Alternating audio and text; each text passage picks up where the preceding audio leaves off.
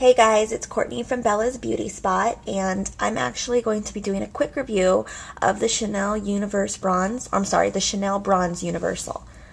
I'm not going to be on cam because I'm a little sick after all the Christmas holiday, disaster.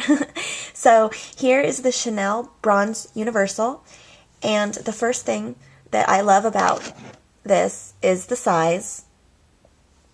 It's a whole 1 ounce, 1 ounce, which is 4 times bigger than your regular bronzers.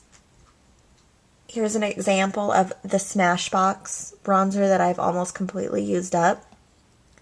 This is only 0.25 ounces.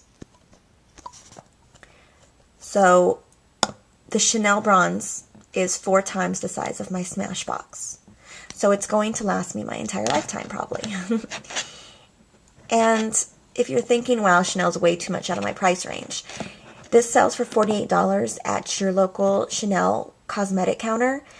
And $48 may seem like a lot, but if it's lasting you your entire lifetime or a really, really, really long time, it's pretty much worth the price. Here's the actual product. Sorry for my camera. I've used this about 6 times, and as you can see, I accidentally smudged it a little bit with my nail, but the texture is pretty much the same as when I first bought it. So there's not even a dent in it. You want to make sure you keep this in a nice cool area, because if you keep it in, let's say, your bathroom, it might sweat a little bit, it might melt. And you also want to make sure you keep the cover on like really tight so it doesn't dry out as well. Here's the color. I don't know how well you can see this on this camera, but it's got a really nice shade to it. I'll post some pictures for you guys too to make it a little bit easier, but it gives you a nice sun-kissed glow. It doesn't make you look orange. It doesn't make you look dewy or oily. It's my favorite bronzer to date, and I've never tried a cream bronzer. I've only used powders. And before this, probably my favorite bronzer was my Smashbox because, as you can tell, I love it. I've used it a ton. And I've never really been a fan of bronzers too much, to be honest, because I feel like they make you look a little fake.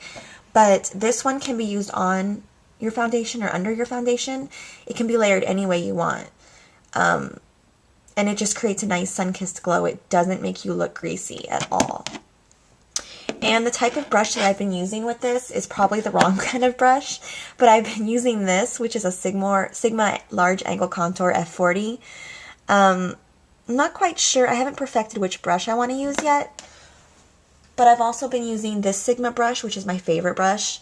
It's the Dual Fiber F50 brush, and the bristles are a bit worn because I've used it so much, but when you use this brush with your foundation, it really creates like an airbrushed look. You can also use a brush like this, which I use brushes like this for foundations or big powders.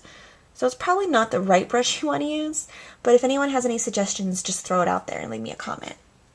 So this is the Chanel, and this is the first Chanel product, quite honestly, that I've bought because they're so pricey, but I love it. And if I run out, if I lose it, I'm going to go right back to the store and buy it again. You just want to make sure that the lid is on super tight so that it doesn't, dry out. That's my main concern with this because I want to keep it forever and I want to keep it fresh. So once again, you can find this at your Chanel counters. They're really hard to find sometimes because I got the last one, but they are $48, and I'm sure you can find them online somewhere, probably at Chanel.com.